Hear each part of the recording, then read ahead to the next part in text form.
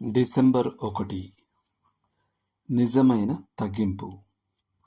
దేవునికి ఇతరులకు లోబడడం అనేది ఓ విశ్వాస కార్యం. ఇతరులకు లోబడడంలో అపాయం ఉంది. వారు తమ ప్రయోజనం కొరకు మనల్ని వాడుకోవచ్చు. కానీ మనం దేవుణ్ణి నమ్మవచ్చు. మన జీవితాల్ని నడిపించే బలమైన హస్తం ఇతరుల జీవితాలను కూడా నడిపించగలదు. ఓ వ్యక్తి హెచ్చింపబడడానికి తగినట్టు సిద్ధం కానంత వరకు దేవుడు ఏ వ్యక్తిని హెచ్చించడు. మొదట శిలువ, తర్వాత కిరీటం. మొదట శ్రమానుభవం, తర్వాత మహిమ. ఐగుప్తు నుండి ఇశ్రాయేలీయులను విడిపించడానికి దేవుడు మోషేను పంపించడానికి ముందు మోషే 40 సంవత్సరాలు దేవుని చేతి క్రింద ఉన్నాడు. యోసేపును దేవుడు సింహాసనానికి ఎత్తకముందు తాను దేవుని చేతి క్రింద కనీసం 13 సంవత్సరాలు ఉన్నాడు. గర్వం, దేవునిలా ఉండాలనే ఓ కోరిక అవ్వను నిషిద్ధ ఫలం కోసం కదిలించింది. గర్వానికి ఏకైక విరుగుడు దేవుని కృప. మనం దేవునికి అప్పగించుకున్నప్పుడల్లా మనం ఆ కృపను పొందుకుంటాం.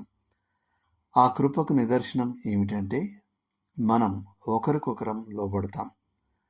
నేటి వచనం: తను తాను హెచ్చించుకును ప్రతివాడును తగ్గింపబడును, తను తాను తగ్గించుకున్నవాడు హెచ్చింపబడునని చెప్పెను.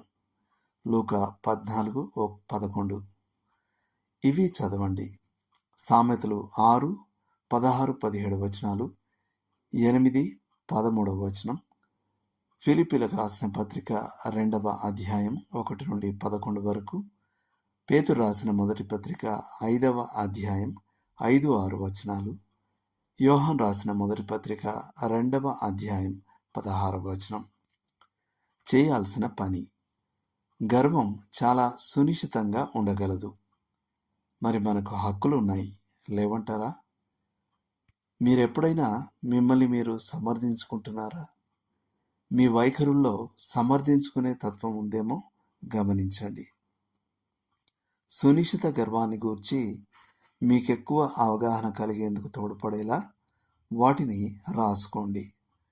తగ్గింపు కలిగి దేవునికి మరియు ఇతరులకు మీరు లోబడగలిగేందుకు దేవుడు మీకు కృపను ఇవ్వగోరుతున్నాడు.